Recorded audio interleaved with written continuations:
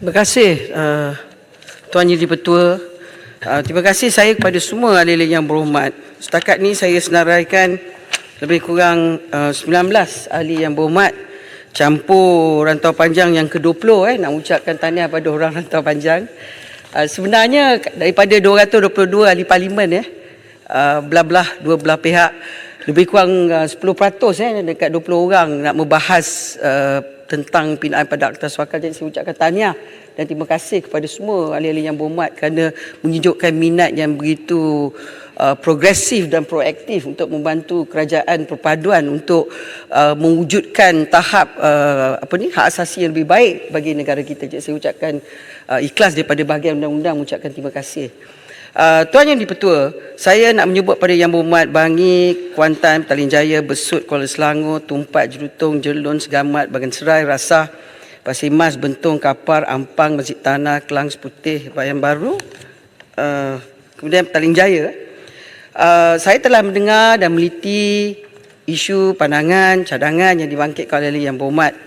Dan saya cuba nak menjawab satu persatu yang jika masa tak mengizinkan saya akan jawab secara bertulis. Bukan untuk lari tetapi untuk memberikan fokus kepada keutamaan isu-isu yang telah dibawa pada hari ini. Sebenarnya Tuan Yang Di-Pertua, perbahasan saya ni saya cuba menjawab pada aspek yang paling penting, iaitu pindaan ini adalah tidak diwujudkan pemakaian undang-undang ni. Yang paling penting secara retrospektif atau prospektif, kriteria dan mekanisme pelantikan Suruhanjaya, implikasi kewangan Suruhanjaya, isu berkaitan tribunal khususnya berkenaan pemecatan, penggantungan orang-orang politik dan juga tentang pejabat ketua Suruhanjaya kanak-kanak. Jadi ahli berhormat daripada Bangi, pada Besut tanya tentang penguasaan, tentang isu penguasaan. Sebenarnya saya bila nak jawab tentang Suhakam, saya rasa kita perlu ingat pada tahun 1999 dalam akta ini, isu utama Suhakam, Tuan Yang Di-Pertua, ialah dia bukan badan kerajaan. Suhakam ni bukan satu agensi kerajaan. Dia bukan enforcement agency, bukan. Suhakam ni sebenarnya adalah satu badan rangkaian daripada apa yang disebut sebagai GANRI yang saya sebut pada siang tadi, iaitu satu badan antarabangsa yang punya afiliasi semua negara, dan ia adalah satu komisen ataupun Suruhanjaya yang kalau kita tengok paling utama ialah pembacaan Akta Suhakam dan pindaan ini mesti bersama perlembagaan yang saya sebut pada awal tadi. Dia bukan sewenang-wenangnya bergerak sesuka hati. Dia tidak boleh, sebab kuasa, punca kuasa kepada Akta Suhakam ni memang daripada perlembagaan kita yang saya sebut dalam bahagian 2. Kemudian kita mesti juga berbahas dalam elemen fungsi dan kuasa Suruhanjaya.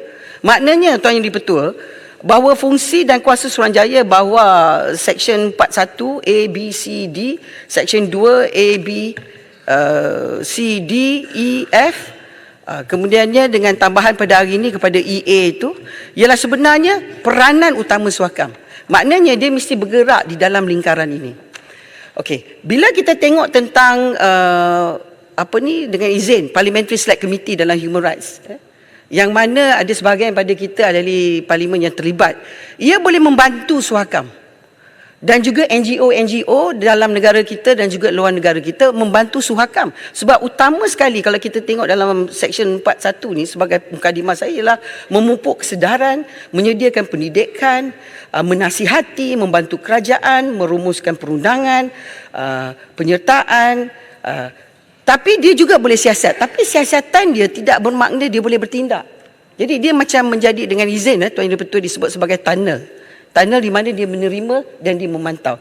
Itu sebab pindaan ini, bila kita nak cakap tentang siasatan tu, kita ikatkan sekali membesarkan perkataan tahanan. Saya dengar macam Yang Berhormat Jelutong cakap tentang tahanan dalam lock up dan sebagainya. Hari ini saya ucap terima kasih kepada sebahagian pada Yang Berhormat memang memahami pindaan tentang siasatan. Itu ialah bila kita bercakap tentang Suhakam ini, kita melebarkan supaya bukan saja tempat tahanan tetapi institusi atau tempat itu jika tata cara yang ditetapkan oleh undang-undang bertulis atau yang dinyatakan dalam garis panduan yang berhubung dengan tempat tahanan institusi atau tempat itu dipatuhi. Ini adalah kerana kadang-kadang ada beberapa tempat ni dia di bawah perlindungan undang-undang lain yang tertentu dan dia mempunyai syarat undang-undang dia sendiri. Itu sebab dia mesti baca bersama dengan lingkaran undang-undang.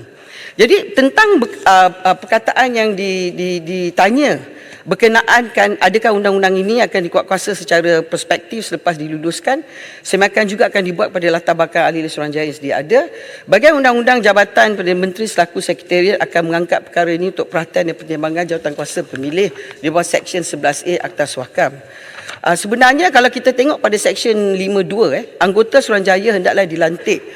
Banyak yang berhormat sebut tentang isu tentang politik, mengatakan bahawa seolah-olah wujudnya satu diskriminasi kepada pelantikan. Saya rumpunkan sekali semua isu ni, bukan satu persatu daripada ahli-ahli yang berhormat sekalian.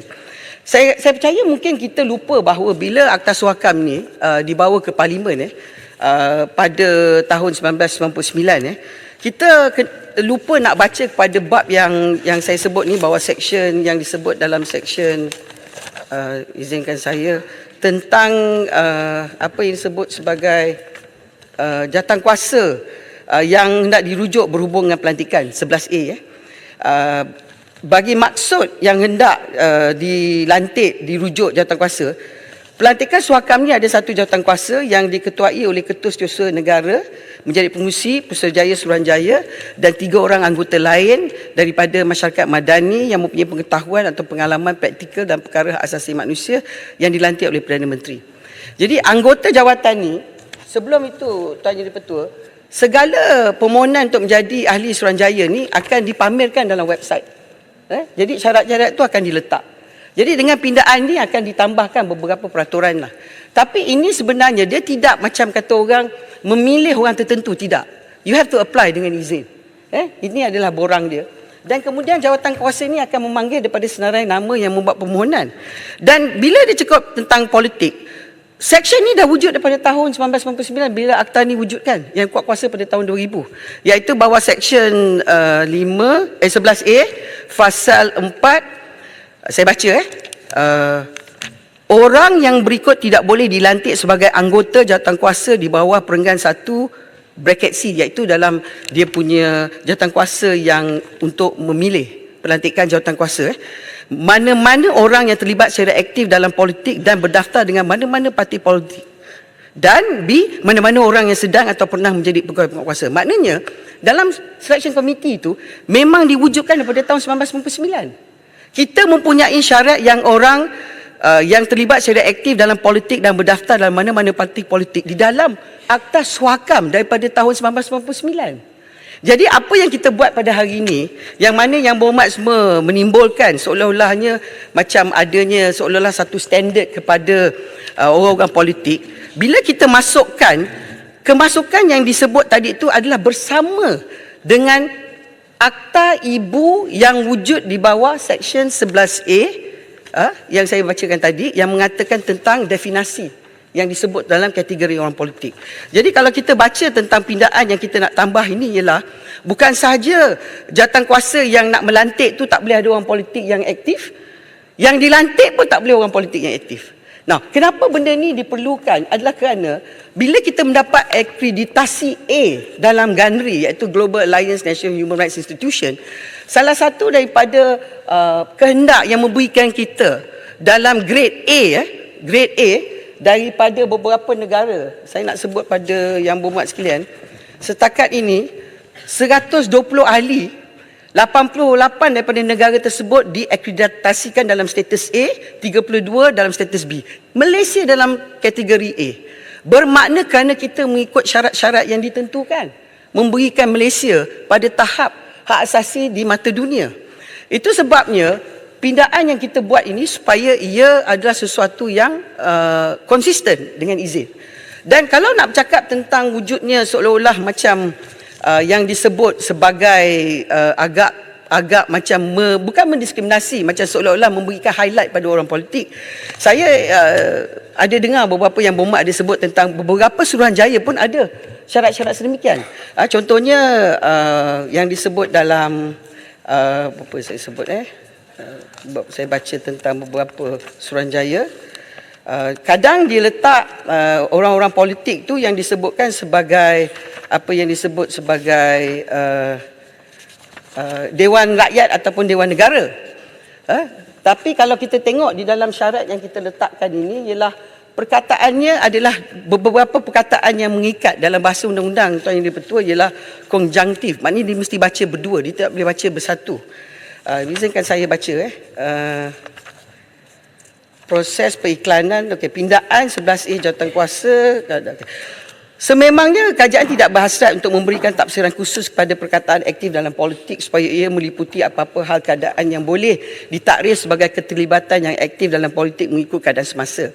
Oleh yang demikian, pertimbangan tentang apakah yang terjumlah kepada tafsiran terlibat secara aktif dalam politik itu hendaklah dibuat secara case to case basis.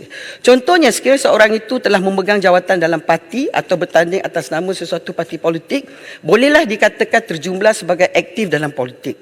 Selain daripada itu, cadangan peruntukan di bawah Akta 597 pula memperuntukkan hanya apabila mana-mana orang yang terlibat secara aktif dalam politik dan berdaftar dengan mana-mana parti politik sahaja yang tidak dipertimbangkan untuk dilantik sebagai anggota Suhakam. Ini bermakna peruntukan tersebut hendaklah dibaca secara konjunktif, maknanya bersama, iaitu kedua-dua elemen tersebut perlulah dipenuhi dan barulah tidak melayakkan seorang itu untuk dipilih sebagai anggota Suhakam.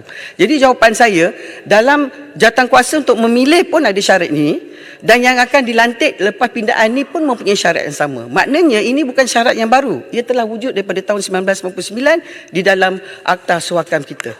Kalau kita tengok tentang beberapa Suruhanjaya, kita mempunyai beberapa Suruhanjaya yang mempunyai beberapa syarat yang boleh dilihat sebagai pendekatan yang agak sama.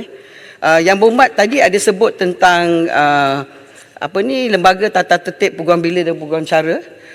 Dan kalau kita tengok beberapa Suruhanjaya, saya akan beri secara bertulislah tentang Suruhanjaya yang dilihat mempunyai satu persamaan.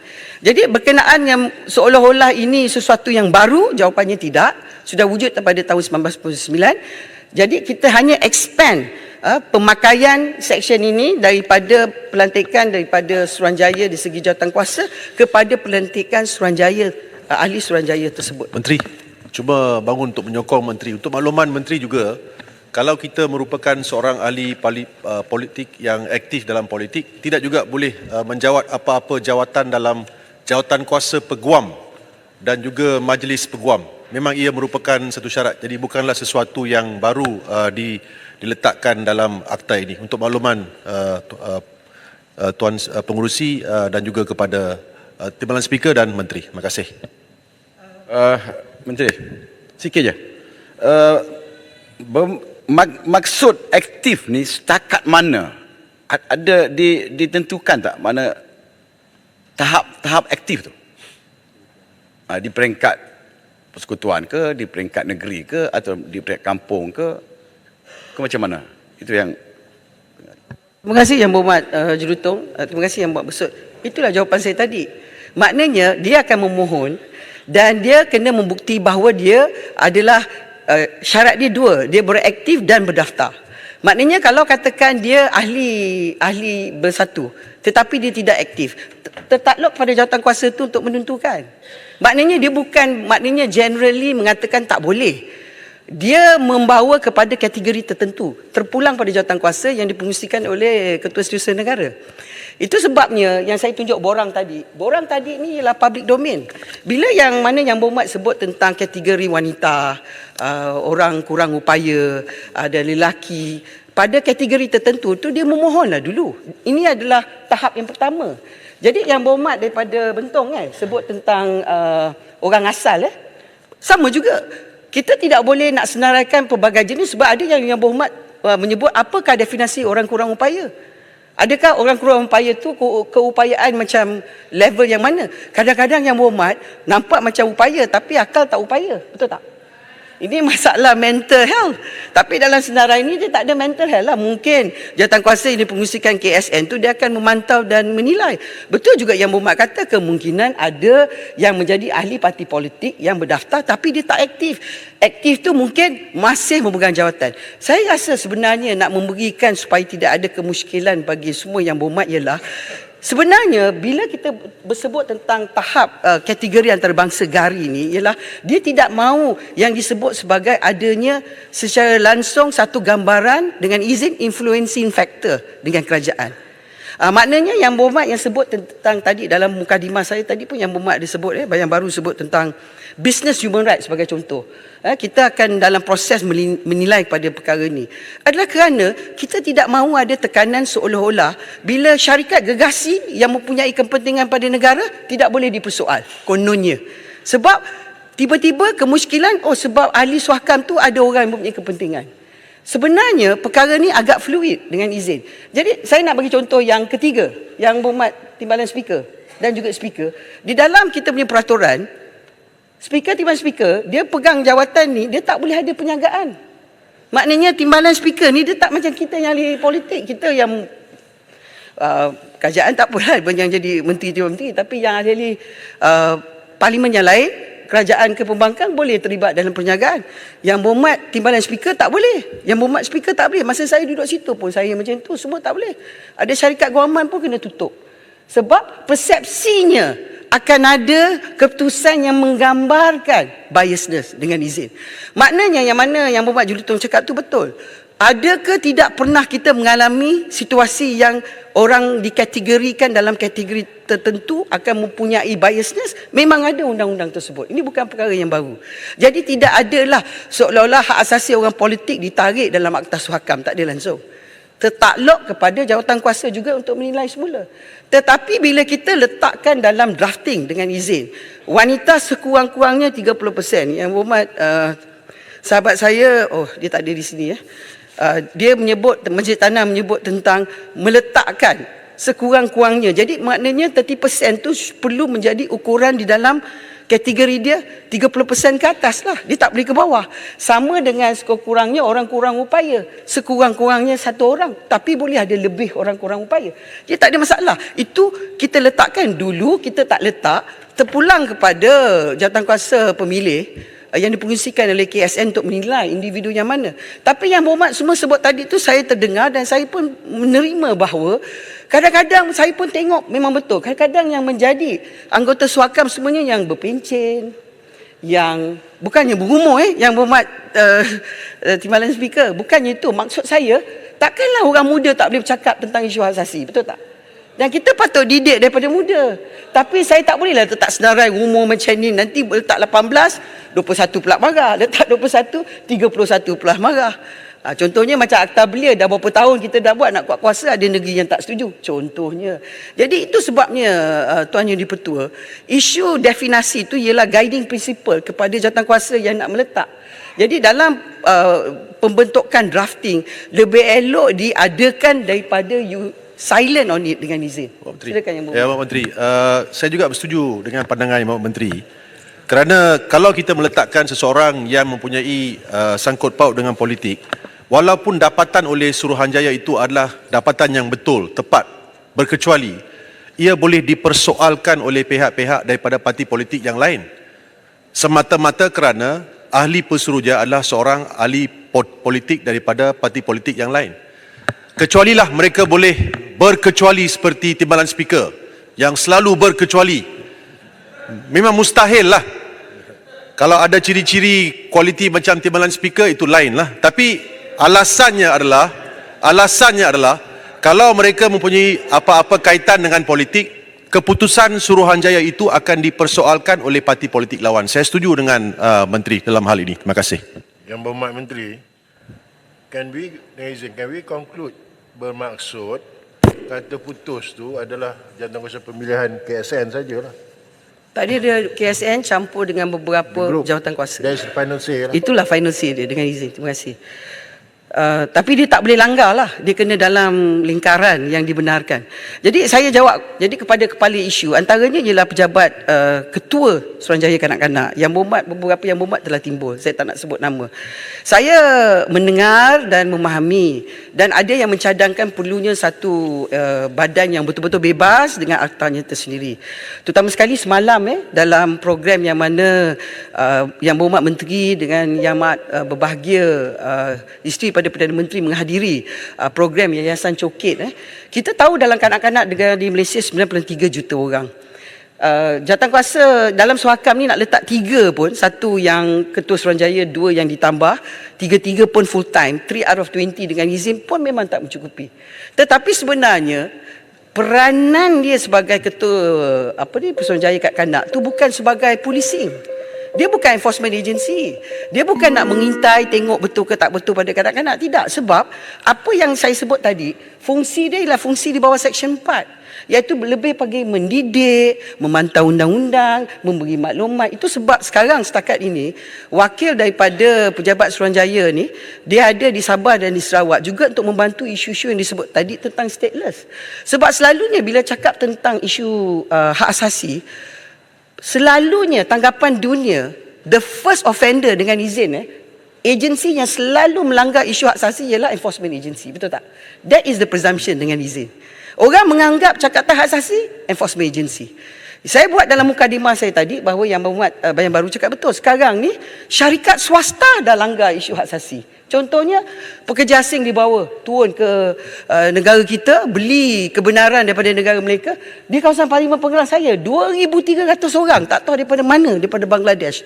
Dah duduk 2 bulan. Tak ada duit nak makan, suruh ahli Parlimen Pengerang bagi dia makan. Ahli Parlimen Pengerang pula jaga suhakam, tak bagi makan, kena marah. Tersepitlah saya. Tu saya nak tanya pada Menteri Sumber Manusia, macam mana boleh turun tak ada kerja? Siapa punya kerja? Tapi Suhakam, ada perkara Suhakam tak boleh kacau, Tuan Yang Di-Pertua.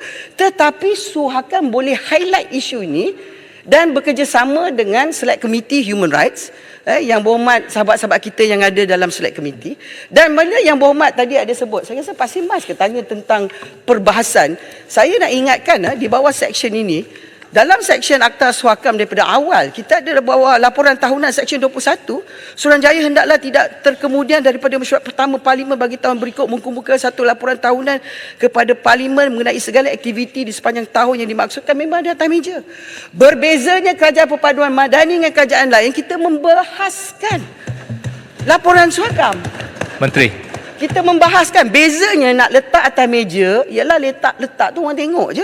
Tapi kita letak, kita bahas, maknanya kita membincang secara terperinci isu-isu yang mana kemungkinan agensi kerajaan kena jawab melalui menteri. Contohnya lah. Silakan saya sebelum saya jawab tentang kanak-kanak. Terima kasih Menteri. Saya nak tanya, Menteri tadi telah tahu bahawa masalah adalah bisnes juga, ya, bukan sahaja institusi awam tetapi juga swasta. Jadi adakah Suhakam ini mempunyai kuasa untuk not serbu lah, tetapi membuat lawatan notified, pergi untuk menyiasat? Itu adalah soalan pertama. Kedua adalah institusikan. Bagaimana bolehkah kita Parlimen ini institusikan supaya laporan di sini, laporan Suhakam mesti dibahas dalam Parlimen?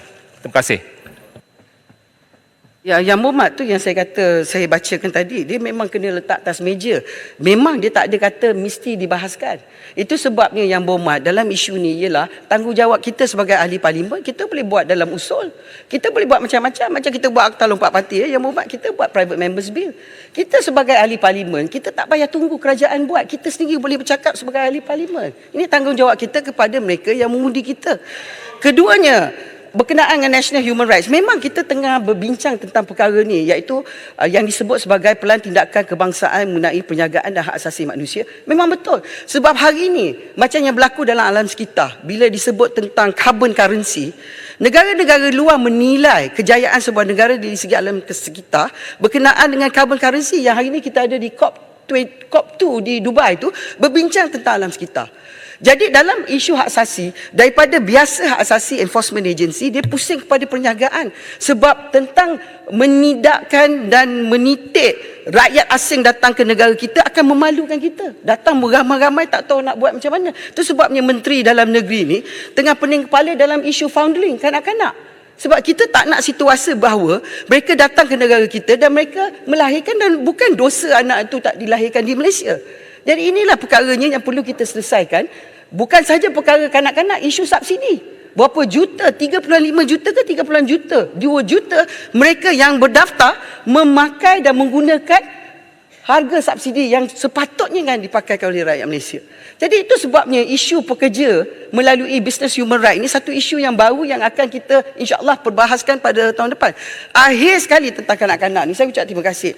Saya dah beritahu pada Yang Berhormat semua, agensi yang terlibat pada kanak-kanak bukan saja Kementerian Wanita seorang.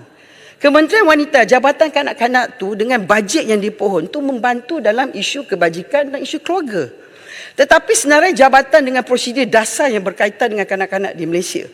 Kita ada 21 setakat ni, Yayasan Bantuan Guaman, Jabatan Pendaftaran, Jabatan Immigration Agency Anti-Dadah, Jabatan Penjaga, Jabatan Kebajikan, Lembaga Penduduk, Yayasan Kebajikan, Jabatan Perlindungan, Suruhanjaya Komunikasi, Cyber Security, Jabatan Belisukan, Jabatan Kesihatan, Lembaga Bidan, Pusat Pergigian, Majlis Penasihat Pendidikan, Lembaga Kemajuan Tanah, Kementerian Kebajikan, Jabatan Orang Asli, Jabatan Kemajuan Islam, berderet-deret isu kanak-kanak yang jabatan kanak-kanak seorang sahaja dengan ada pengarah ketua pengarah tidak akan mampu. Itu sebabnya dengan adanya Ketua Suruhanjaya Kanak-kanak dan Suhakam, isu hak asasi sekurang-kurangnya dapat sama-sama dipantau. Undang-undang yang berkenaan dengan kanak-kanak, saya boleh sebutkan 42 undang-undang yang saya boleh bagi pada setiap daripada ahli parlimen. Jadi sebenarnya yang mana yang Muhammad sebut tadi, saya tak ingat siapa, menyebut satu ayat yang paling betul. Ini adalah lantai permulaan. This is the new flooring step. Jadi saya bersetuju, kita nak suhakam bergigi, tapi sebelum gigi tu nak taring, nak suhakam tu ada taring gigi, gigi kena tumbuh dulu. Jadi yang kita nak buat ni nak tumbuhkan gigi saja yang Muhammad. Lepas tu mungkin lagi 20 tahun, gigi akan tumbuh panjang. Tapi kerajaan hari ini 20 tahun tak ada pindaan. Hari inilah pindaan lepas 20 tahun. Bukankah gigi tu taring? Gigi tu ada dan tengah mula nak taring. Itu sebabnya Tuan Yang Dipertua, sebenarnya bagi pihak kerajaan perpaduan hari ini, kita berterima kasih kepada semua ahli-ahli parlimen kerana menyedari bahawa ini satu isu yang tidak boleh ditinggalkan. Dan saya ucap terima kasih kepada speaker dan juga timbalan speaker kerana membenarkan Akta Suhakam ni dibacakan untuk kali kedua pada hari ini supaya kita dapat insya-Allah menjadi satu kayu ukur sebenar keagungan sebuah negara yang bagaimana ia memartabatkan hak dan kebebasan rakyatnya dengan izin. Itu sebabnya melalui cadangan pindaan pada Akta 597 ini, Kerajaan Perpaduan yakin bahawa ekosistem pemeliharaan hak asasi manusia di Malaysia akan bertambah baik dan Suruhanjaya ini akan dapat menjalankan kuasa dan fungsinya yang lebih efektif. Ada yang berhormat dengan semua sokongan ahli parlimen daripada blok kerajaan dan blok pembangkang, dengan kelulusan pada pindaan ini akan memberikan satu mesej kepada dunia bahawa rakyat Malaysia, ahli-ahli politiknya bersatu hati demi isu hak asasi kepada rakyat Malaysia dan mereka yang berada dalam negara kita. Dengan itu bagi pihak Jabatan Bahagian Undang-Undang, saya berharap bahawa undang-undang ini dapat diluluskan oleh ahli-ahli parlimen sedemikian untuk membantu Kerajaan Perpaduan Madani untuk mencapai perkataan ihsan dalam madani tersebut. Dengan itu kerajaan membuatkan sokongan kepada rang undang-undang ini. Terima kasih Tuan Yang Dipertua. Yang lain saya bagi jawapan bertulis. Syabas Yang Berhormat Menteri, Yang Berhormat Pengerang. Yang Berhormat Jempol.